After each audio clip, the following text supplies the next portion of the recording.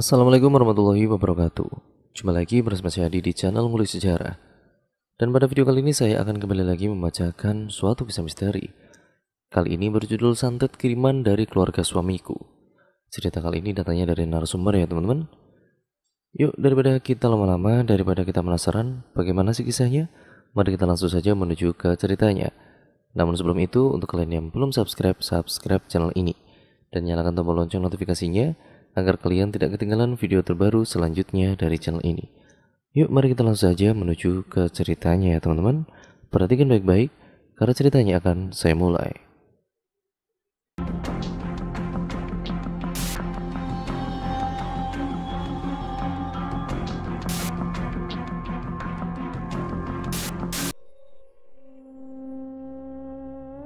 Aku baru saja menikah di tahun 2016 lalu.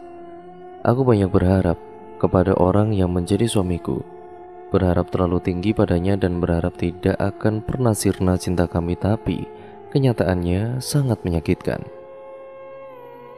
Waktu dengan sangat cepat menunjukkan siapa suami dan keluarganya serta apa yang telah mereka perbuat di belakangku.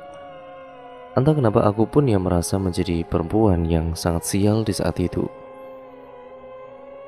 Aku pernah berkenalan dengannya 10 tahun lalu, dan aku benar-benar tahu dia sempat menaruh hati padaku, tapi aku tidak suka dengan pria yang lebih muda. Perlahan aku menghindar sampai akhirnya kami lost kontak dan dipertemukan 8 tahun kemudian, dan di saat itu dia dengan berani mengajak aku untuk menikah. 1 minggu di awal pernikahan, dia mendapat tugas ke luar negeri.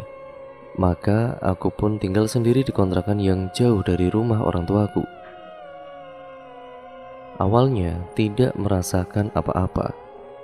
Ya, sampai ketika teman dari suamiku ini menghubungi dan meminta izin untuk tinggal di kontrakanku selama mereka tinggal di Jakarta untuk sementara waktu.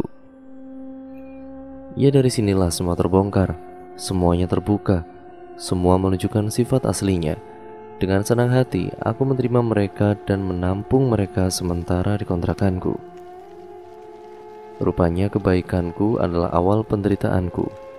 Mereka tinggal selama 1 minggu tanpa aku menaruh curiga apa saja yang mereka lakukan di dalam kontrakanku ketika aku pergi bekerja kala itu. Tidak terasa 1 minggu akhirnya mereka pamit. Dan dari situlah aku mulai merasakan hawa yang luar biasa tidak nyaman di dalam kontrakanku.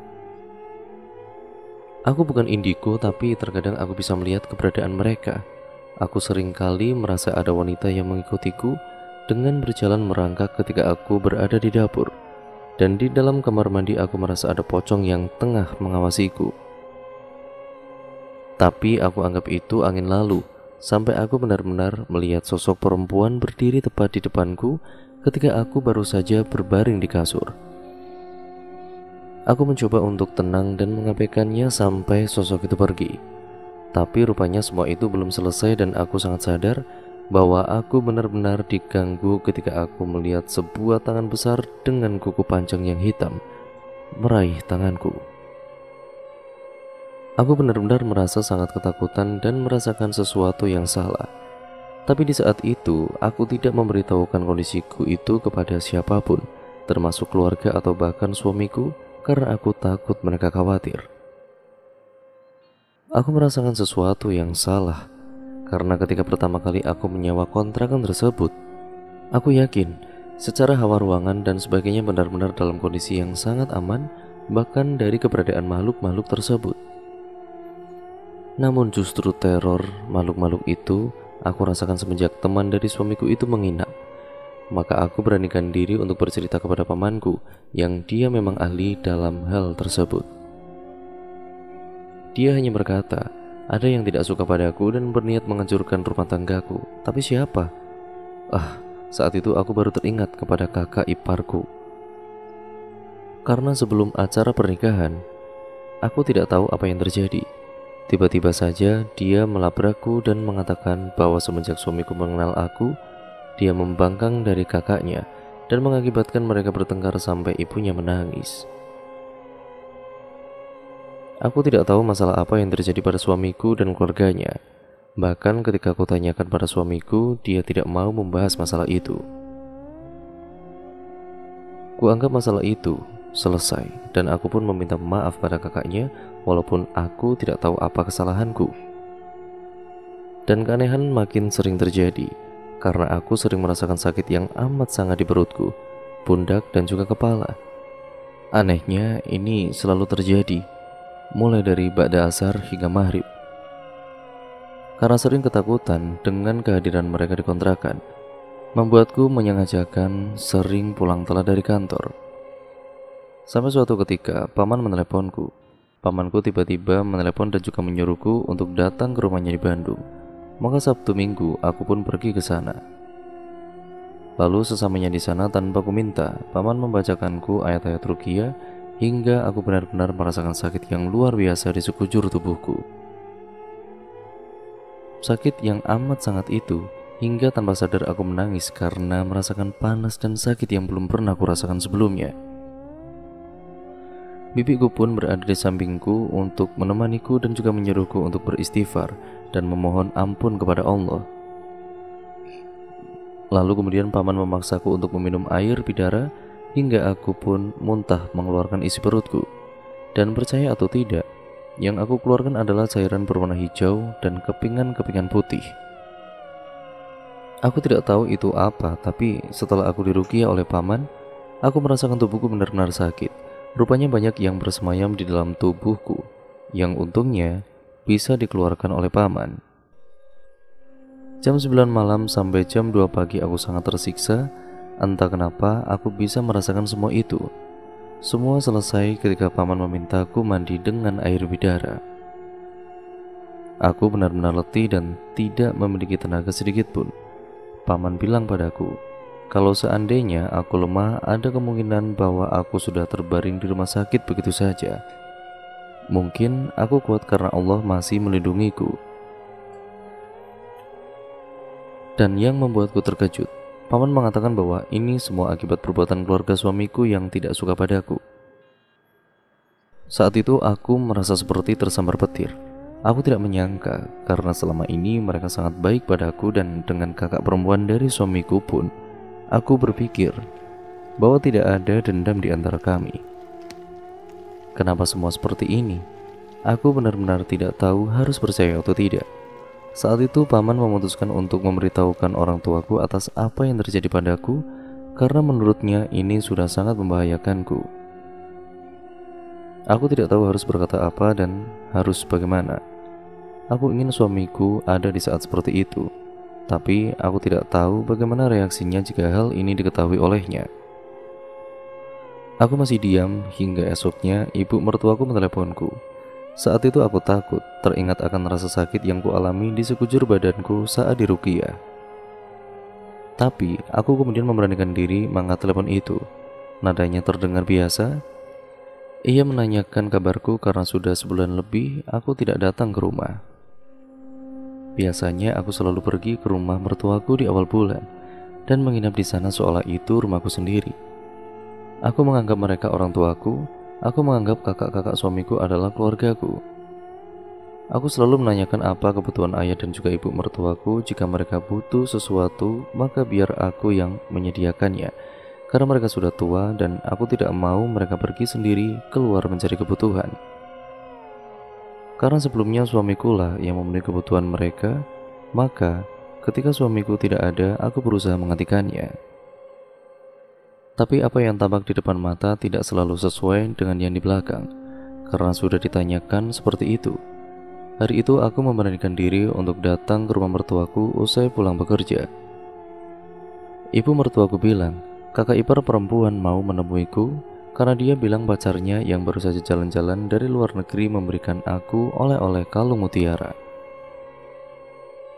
Dengan dada berdegup kencang, aku masuk ke dalam rumah setelah sebelumnya aku meminta tolong kepada temanku untuk meneleponku segera jika aku meminta. Aku bercerita kepada temanku masalah yang kuhadapi, maka aku berpesan untuk segera meneleponku jika aku mengirimkan chat WA sebagai tanda sinyal aku dalam bahaya. Berhubung saat itu bertepatan dengan momen awal Ramadan, aku pun mencoba meminta maaf kepada mereka apapun kesalahanku. Aku berharap mereka mau memaafkan aku dan tidak melakukan hal yang aneh-aneh seperti itu. Tetapi semua tidak dapat diduga. Aku benar-benar merasakan bahaya ketika kakak ipar perempuanku menyodorkan sebuah kalung yang ia bilang sebagai hadiah dari pacarnya. Yang di awal katanya kalung mutiara, tetapi itu hanya kalung yang dibandul hitam dengan tali kalung seperti tali yang dipakaikan kepada hewan peliharaan kucing atau anjing. Karena aku memiliki kekurangan keturunan dari ayah, maka aku bisa merasakan perasaan yang tidak enak ketika aku memegang kalung yang disodorkan kepadaku itu. Perasaanku nggak enak sama sekali. Saat itu juga aku langsung mengirimkan chat WA kepada temanku dan berharap dia meneleponku dan berpura-pura menyuruhku segera pergi menjemputnya agar aku bisa keluar dari rumah itu. Ya untunglah, temanku sigap dan dia benar-benar menelepon dan kami pun bersandiwara sesuai rencana yang sebelumnya sudah aku persiapkan. Aku secepat mungkin pamit tanpa sempat mencoba kalung itu. Tetapi apa mau dikata, ibu mertuaku menahanku dan memintaku untuk membawa kalung tersebut. Aku beralasan karena mau pergi mengantar teman agak jauh. Maka biarkan kalung tersebut disimpan dulu oleh beliau. Aku beralasan takutnya hilang jika aku bawa-bawa. Namun ibu mertua dan juga kakak iparku terus-menerus memaksa, dan aku dengan berbagai cara pun ia berusaha terus menolak. Merasa tidak berhasil membujukku untuk mengenakan kalung itu, akhirnya ibu mertuaku memaksaku membawa air minum untuk bekal di jalan. Kali ini aku menerimanya, tapi aku sudah sangat berhati-hati dan tidak mau terjadi lagi sesuatu yang aneh pada diriku nanti. Maka ketika dalam perjalanan pulang, aku membuang air itu. Sebelumnya paman juga sudah berpesan untuk tidak lagi makan dan minum apapun pemberian mereka. Dalam perjalanan pulang, aku sangat sedih dan menangis. Kenapa ya mereka ini begitu jahat padaku? Kenapa mereka ingin mencelakaiku? Apa salahku? Aku sudah berusaha sebaik mungkin agar diterima di keluarga mereka, tapi mereka begitu sangat ingin mencelakaiku. Maka yakinlah aku bahwa apa yang dikatakan paman sebelumnya itu benar. Sampai aku benar-benar ingin suamiku segera pulang menemaniku. Aku ingin dia di sini ketika aku merasakan kekhawatiran. Aku ingin dia setidaknya memberikan aku kekuatan untuk menerima semua ini, menerima kenyataan yang tidak aku inginkan sama sekali. Aku ingin bertanya kepada keluarga suamiku, apa salahku hingga mereka berniat membuatku sakit seperti itu? Atau apakah mereka berniat membunuhku perlahan-lahan? Semua tanda tanya hadir dalam kepalaku, dan aku tidak dapat lagi mengendalikan emosiku. Hingga akhirnya aku bercerita pada suamiku tentang apa yang terjadi padaku. Tapi aku mengatakan bahwa hal itu dialami oleh temanku. Aku ingin tahu apa pendapatnya jika hal itu terjadi padanya. Aku juga tidak bisa memberitahukan yang sebenarnya. Aku takut menyakiti hatinya jika ia tahu bahwa keluarganya berniat menghancurkan rumah tangga kami. Saat itu paman menyarankanku untuk membersihkan semua bagian kontrakan yang aku tempati.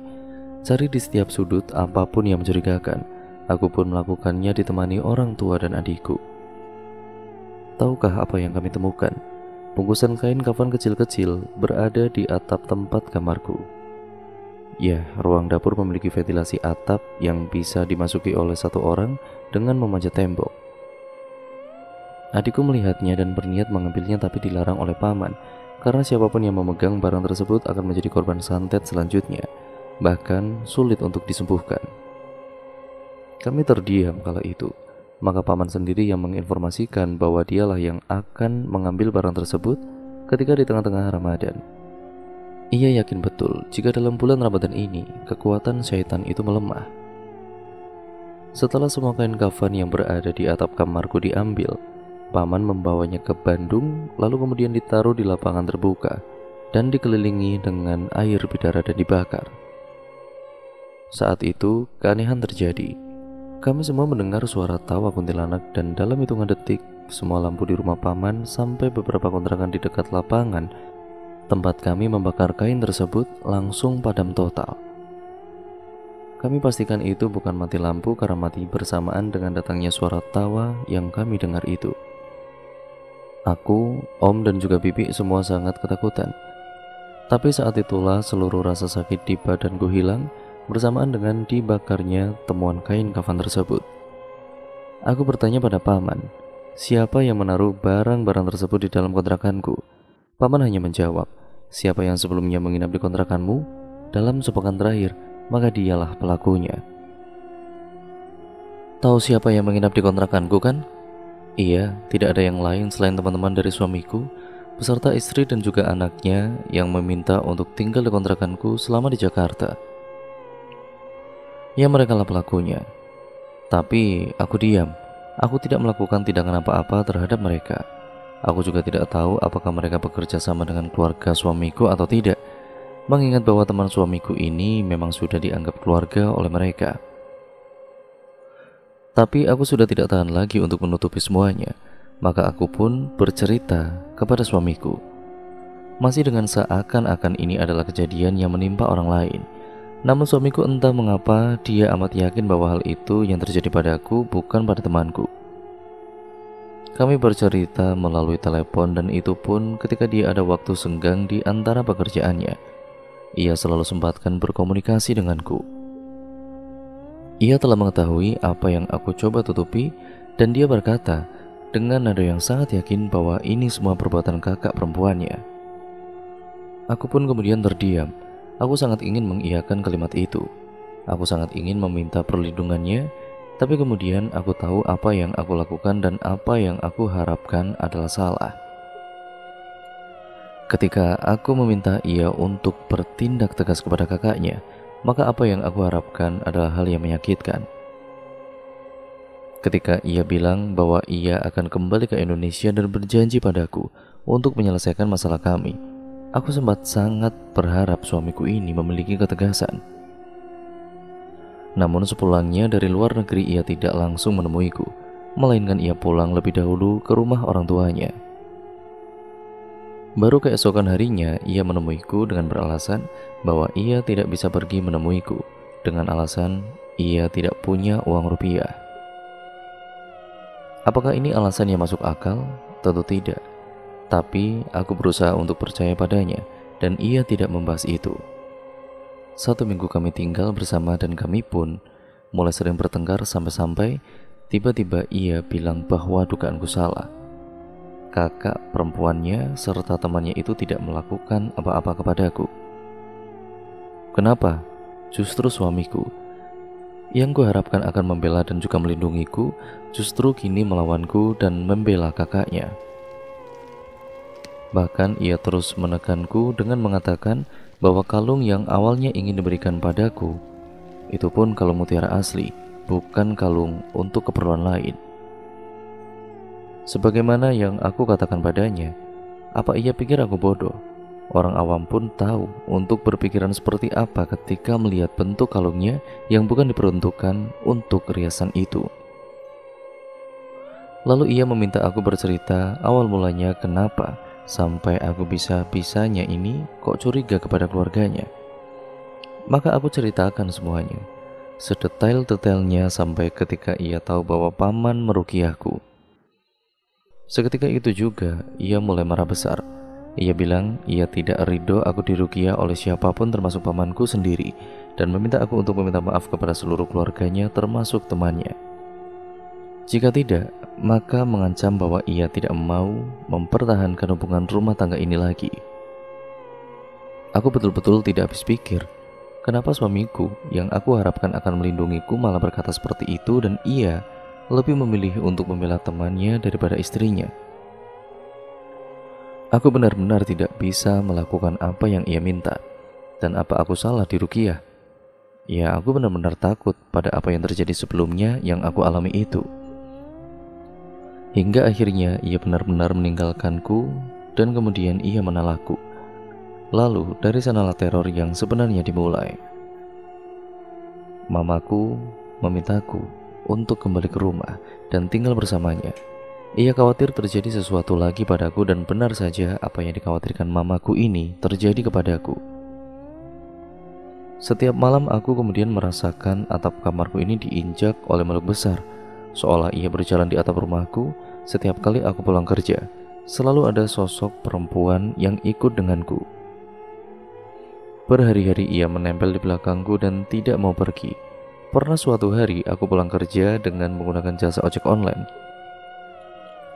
Entah driverku dia indigo atau memang memiliki kekurangan, dia mengatakan padaku bahwa ada yang mengikuti kami sejak pertama aku menaiki motornya. Makhluknya juga gak cuma satu, ada perempuan, genderuwo, dan wujud anak-anak. Di saat keadaan semakin tidak kondusif seperti itu, aku memutuskan kembali ke rumah paman. Di saat itulah, ia membuka semua yang terjadi padaku, bahwa sejak awal suamiku mendapatkan aku dengan cara yang tidak baik. Ia menggunakan jasa dukun rupanya. Dukun itu kemungkinan ia kenal dari temannya yang jahat itu, yang menginap di kontrakanku, dan medianya kemungkinan berasal dari fotoku. Suamiku mengambil fotoku dari Facebook dan menggunakannya untuk mengikatku agar aku tidak menikah dengan orang lain selain dirinya. Istilahnya kantung waris. Sungguh benar aku mengalami kantung waris karena berkali-kali jika aku menjalin hubungan dengan seorang pria maka tidak akan bertahan lama. Selalu seperti itu terus. Ya sampai aku bertemu dengan suamiku yang sekarang.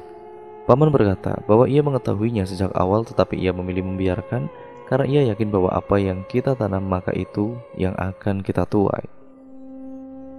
Jika suamiku nanti memang menceraikan aku, maka ilmu kantung waris tersebut akan kembali kepada dirinya sendiri atas kehendak Allah. Di sini aku tidak tahu apakah apa yang dilakukan oleh teman dan juga keluarganya kepadaku dilakukan atas izinnya agar aku menurut kepadanya seperti seorang pembantu atau hanya pemanfaatan keberadaanku. Di sini suamiku sudah meninggalkan aku sendirian dengan alasan ibunya sakit dan meminta untuk ditemani. Lalu suatu hari ia mengirim chat via WA meminta aku untuk memberikan seluruh uang gaji yang selama ini ia kirim kepadaku. Tentu saja, ia dengan jelas aku menolak. Walaupun sebenarnya gaji yang selama ini ia berikan selalu aku tabung dan tidak pernah aku pakai tanpa seizinnya. Bahkan ketika ia dinas ke luar negeri pun segala kebutuhan pribadiku menggunakan gajiku sendiri. Tapi aku merasa ia sudah sangat keterlaluan. Sehingga aku mengelak dan juga mengatakan jika uang yang ia berikan habis untuk aku gunakan berobat selama aku sakit. Ia marah dan mentalak aku melalui WA. Benar bahwa jangan kita menilai orang dari sholat dan puasanya saja, tapi nilai orang dari tanggung jawabnya juga. Suamiku orang yang selalu taat sholatnya, selalu rajin ke masjid, tapi ternyata ia bisa berlaku sedemikian rupa kepadaku. Ketika aku meminta ia untuk mengembalikanku dengan baik-baik kepada keluargaku ataupun orang tuaku, ia tidak mau dan langsung pergi begitu saja setelah sebelumnya memblokir nomorku. Cobaan pun datang kembali ketika aku sadar bahwa aku tidak menstruasi selama 1 bulan ini. Dan ketika aku periksakan ke dokter, aku dinyatakan positif hamil. Di saat itu, aku benar-benar kalut. Aku juga sempat bertengkar dengan ibuku. Dia sempat menyalahkan aku karena salah memilih pasangan hidup yang sebetulnya sejak awal ibuku kurang suka dengan suamiku itu. Aku sempat pergi dari rumah, aku duduk diam di dalam stasiun. Aku bingung, aku hamil dan suamiku meninggalkanku ditambah ibu kandungku sendiri marah kepadaku. Aku sempat memberitahu salah satu kakak laki-lakinya atas kondisiku yang sedang hamil ini, tapi balasannya bahwa mereka tidak percaya padaku. Aku pergi masuk ke stasiun kereta dan duduk diam di sana hingga jam 11 malam. Sempat aku berpikiran hal negatif.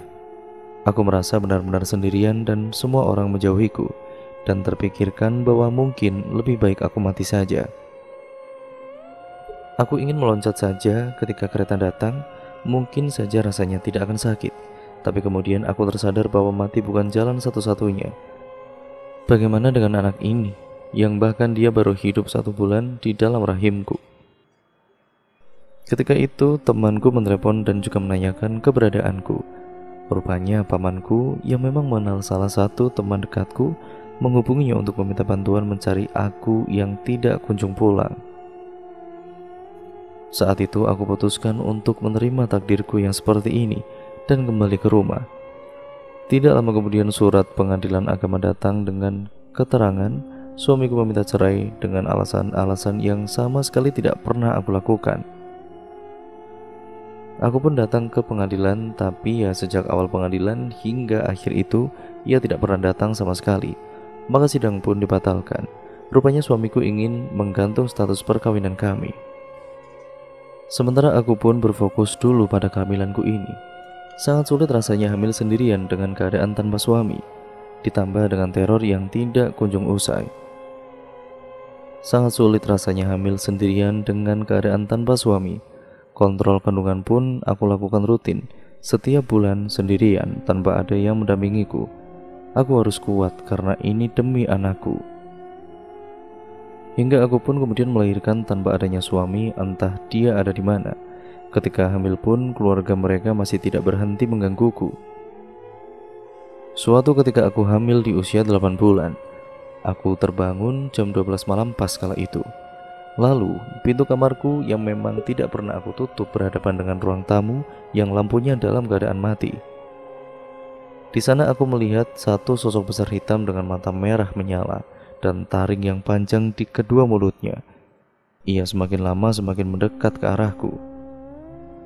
Aku bacakan ayat kursi, Al-Fatihah dan doa-doa lainnya. Aku mencoba berkomunikasi padanya dalam hati sambil bertatapan mata dengannya. Aku minta ia untuk pergi, dan ia hanya menggeram. Lalu ku minta ia pergi untuk kedua kalinya, dan geramannya ini makin kencang, hingga aku pun merasa takut karena aku sedang mengandung. Aku bacakan ayat kursi mencoba membaca dengan tenang, dan ku minta kembali agar ia pergi. Awalnya ia tidak tahu pergi karena apa. Jika ia kembali, ia akan dihukum oleh dukun yang mengirimnya. Lalu kemudian aku minta ia pergi ke tempat lain. Lalu ia pun pergi. Tetapi aku tidak tahu kemana ia pergi. Wallahu a'lam. Sekarang setelah anakku lahir, aku putuskan untuk menggugat cerai suamiku karena sudah 1 tahun ia tidak memberikan nafkah kepadaku. Demi kebaikan anak ini, mungkin kelak aku nyatakan bahwa ayahnya sudah meninggal. Ketika ia bertanya, aku tidak akan mempertemukan mereka, biarlah ya jika aku berdosa. Aku tahu suamiku mencari-cari keberadaanku dan juga anakku pastinya. Dia menghubungi nomor bibiku dan meminta untuk tidak menghalang-halanginya untuk bertemu dengan anaknya. Tapi semua terlambat. Aku tidak akan kembali lagi kepadanya. Aku tidak mau hidup dengan rasa terancam, karena bisa saja keluarganya nanti juga akan mendekati dan juga mencelakai anakku. Dan itu terbukti ketika anakku berusia 1 bulan. Hal yang menjadi kekhawatiranku terbukti ketika anakku berusia 1 bulan itu. Kebetulan paman datang ke rumah orang tuaku dan melihat anakku yang menangis terus-terusan. Seketika itu juga ia mengurut pelan anakku dengan membacakan doa ruqyah. Salah satu yang dibacakan berulang-ulang adalah ayat di surat As-Saffat. Ketika itu juga tiba-tiba muncul rambut hitam dari kulit anakku. Selain itu ada juga pasir hitam dan duri bambu yang biasa kita temukan di pohon bambu yang kalau kita pegang rasanya gatal sekali. Itu semua muncul dari bayi kecilku. Hatiku sangat sedih. Anak 1 bulan yang tidak mengerti apa-apa dan masih suci ini, kenapa jadi sasaran mereka? Tidak cukupkah mereka menghancurkan hidupku dan kini merembet ke anakku satu-satunya? Paman mencoba membesarkan hatiku. Ia bilang anak kecil tidak akan bisa disantet karena ia memiliki 4 malaikat pelindung. Namun ya tetap saja aku menangis. Apa salah anakku? Ia bahkan tidak tahu apa-apa mengenai apa yang terjadi. Dan suamiku, kenapa ia tega berbuat begitu pada anaknya? Walaupun mungkin ia lakukan agar si anak menjadi rewel, dan aku kemudian mengemis padanya untuk kembali padaku, tapi ini sangat keterlaluan hingga mengorbankan anaknya sendiri. Mungkin perceraian memang jalan satu-satunya agar kami terlepas dari belenggu yang mereka buat. Selama kehamilan hingga kini, aku masih melihat berbagai macam makhluk dari perempuan sampai jin yang mereka kirimkan ke rumahku. Ditambah kakiku sekarang pincang karena paman bilang mereka menabur sesuatu di dekat kantorku. Jadi ketika aku melewatinya, maka sihir yang diberikan oleh dukunnya akan langsung menimpaku. Kakiku sangat sakit sekali seperti diikat oleh tambang. Aku bahkan pernah merasakan ditarik oleh sesuatu saat aku tidur. Aku lelah, aku takut. Aku hanya ingin semua ini berakhir dan aku tidak lagi memiliki urusan dengan suamiku ataupun keluarganya lagi. Salah satu makhluk yang dikirimkan oleh keluarga suamiku adalah sosok menyerupai burung api. Paman sempat melukisnya. Ukurannya besar sekali dan juga tinggi, bahkan melebihi atap rumahku. Sosok itu dikirimkan ke rumahku ketika aku memberitahu keluarganya bahwa anakku telah lahir, dan tidak beberapa lama muncul keganjilan pada anakku. Ia selalu menangis jika aku bawa ke kamarku. Beberapa waktu lalu ketika aku bergantian menjaga anakku dengan ibuku, dari depan rumah, ibuku mendengar tawa kuntilanak yang cukup melengking dan juga nyaring sekali. Akhirnya anakku ini terus-terusan menangis dan tidak tidur selama 2 hari hingga sakit. Merasa rumahku tidak lagi aman, maka langsung aku titipkan ke rumah kerabatku dan aku merahasiakannya dari suamiku. Aku tidak ingin lelaki itu mengetahui di mana anakku tinggal. Hal lain yang membuat aku makin sedih adalah anakku tidak pernah mau jika aku gendong. Paman bilang selalu ada makhluk yang mengikutiku di belakang. Maka anakku pun tidak mengkonsumsi ASI sama sekali, karena jika aku yang menggendong, ia langsung menangis dengan histeris. Mungkin ada yang bertanya, kenapa keluarganya sebegitu berniat mencelakaiku? Kemungkinan besar adalah karena harta. Suamiku adalah anak bungsu namun juga menjadi tulang punggung keluarga. Kakak-kakaknya pun belum ada yang menikah dan keluarganya sering hidup dengan mewah. Kehadiranku bagai ancaman bagi keluarganya, bahwa aku akan merenggut ataupun mengambil sumber kemewahan mereka. Dan beginilah keadaanku sekarang, mengasuh seorang buah hati yang bahkan tidak diakui oleh ayah kandungnya sendiri. Namun biarlah aku bertahan, aku yakin akan ada saatnya pertolongan Allah itu datang. Yang kubutuhkan adalah bersabar dan menjalani apa yang ada. Dan cerita pun akhirnya selesai sampai di sini ya teman-teman. Terima kasih untuk kalian semua yang sudah menyimak video kali ini dan cerita kali ini. Nah, bagaimana menurut kalian ceritanya? Kalian bisa nilai sendiri dan komen sebanyak-banyaknya di kolom komentar. Jangan lupa untuk kalian like, komen, dan share sebanyak-banyaknya ke channel ini karena itu membantu channel ini berkembang menjadi channel yang jauh lebih baik lagi ke depannya. Terima kasih untuk subscriber yang sudah mendukung channel ini sampai sekarang ini. Tanpa kalian juga, ya mungkin channel ini tidak sampai sekarang ini. Dan untuk kalian yang mungkin memiliki cerita-cerita horor ataupun itu berdasarkan pengalaman pribadi kalian, teman kalian, atau keluarga kalian, entah itu cerita yang mungkin fiksi ataupun nyata, ya kalian bisa kirimkan ke alamat email kami yang sudah tertera di kolom deskripsi video kali ini ya teman-teman, yang nantinya akan saya bacakan di sini seperti cerita ini dan juga cerita-cerita narasumber lainnya. Sekian, kurang lebihnya mohon maaf apabila banyak salah kata ataupun narasi saya mungkin kurang jelas dalam penyampaian cerita kali ini. Semoga kalian dapat mengambil pembelajarannya. Seperti biasa, tidak bosan-bosannya saya mengingatkan, yang baik kalian ambil, yang buruk kalian buang jauh-jauh, tapi jadikan itu sebagai pembelajaran untuk kita semua agar kita menjadi manusia yang jauh lebih baik lagi ke depannya. Ya, semoga kalian berbahagia dan juga jangan lupa untuk subscribe ya teman-teman. Nyalakan tombol lonceng notifikasinya agar kalian tidak ketinggalan video terbaru selanjutnya dari channel ini. Sekian, kurang lebihnya mohon maaf. Video ini saya akhiri, saya berjumpa di video terbaru selanjutnya. Wassalamualaikum warahmatullahi wabarakatuh.